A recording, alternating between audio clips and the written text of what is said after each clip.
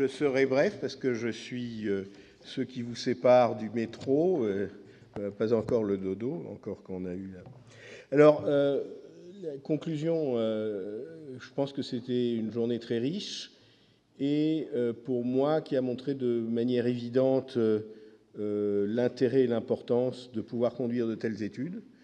Je pense que ceux qui ont présenté la qualité des présentations d'ailleurs aussi. Et donc, je suis heureux de pouvoir dire qu'il va y avoir donc un nouvel appel d'offres puisqu'on a des assurances de financement.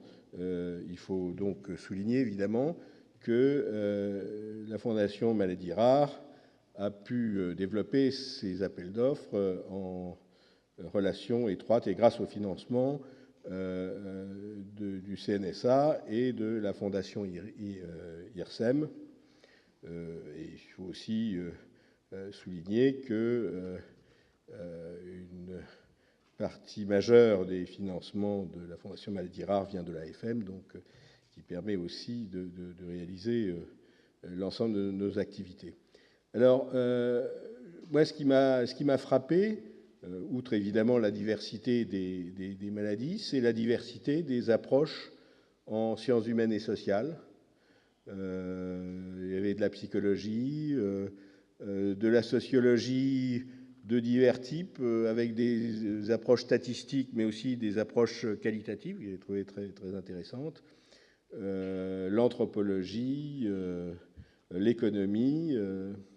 Donc, ça montrait effectivement l'utilité de pouvoir mobiliser, effectivement, selon les projets, des compétences très, très diverses.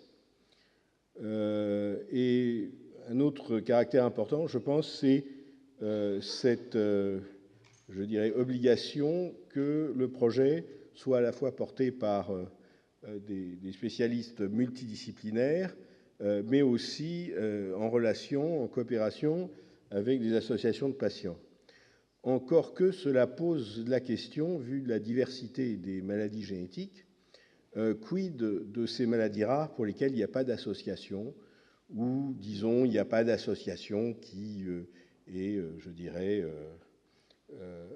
l'énergie pour pouvoir être dans ce genre de choses. Je pense que ça pose tout à fait un problème quand on pense les 7000 ou 8000 maladies rares. Alors c'est vrai qu'on peut les regrouper.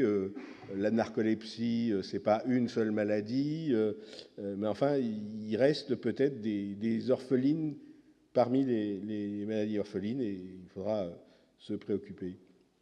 L'autre question d'ailleurs que quelqu'un avait soulevée en discussion avec moi, c'est finalement il y aura sans doute des publications sous forme d'articles, peut-être sous forme de livres. Je suppose la sociologie qualitative, le format article de 5 ou 6 pages n'est sans doute pas tout à fait suffisant.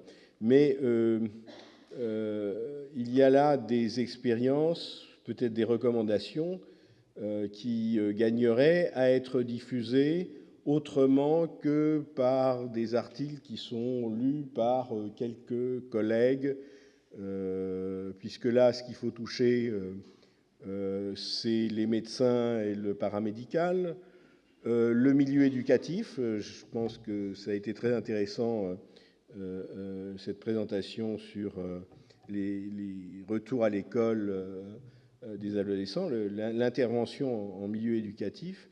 Je crois qu'il y a des questions que à la fois peut se poser la Fondation Maladies Rares, mais peut-être plus largement, comment est-ce qu'on peut traduire ces travaux en d'abord parlant de ces expériences, en parlant de ces expériences de vécu, par exemple, pour faire comprendre, pourquoi pas aux étudiants en médecine aussi. Je me rappelle d'avoir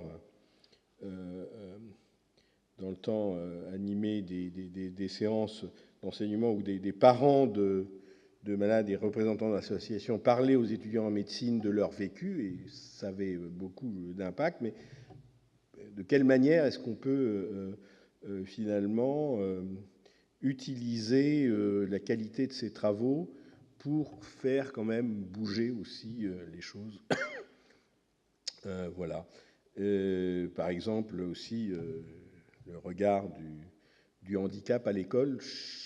En discutant avec des personnes d'autres pays, on a l'impression que la France est peut-être un pays où le regard sur le handicap, ça a changé suite au Téléthon, mais enfin, est quand même celui où il y a encore pas mal de difficultés, de non-acceptation par le milieu scolaire, etc., par les pairs aussi. Je crois qu'il y a tout un aspect d'éducation dès la plus jeune enfance qui serait important.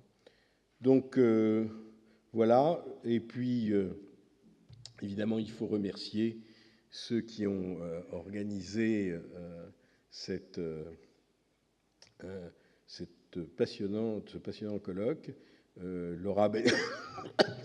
Laura Benkemoun au premier rang, mais également Ingrid Van Poel, Diana Désir-Parseil, Anne-Sophie Miosek, Audrey Tranchant et Nadège Pinhaleux. Donc, à toutes, c'est vrai que il y a un excès de chromosome X et un déficit de chromosome Y. Donc à toutes nos remerciements, et je crois qu'elles peuvent être heureuses de la qualité du résultat. Peut-être dans un an ou un peu plus d'un an, un autre colloque pour les autres projets.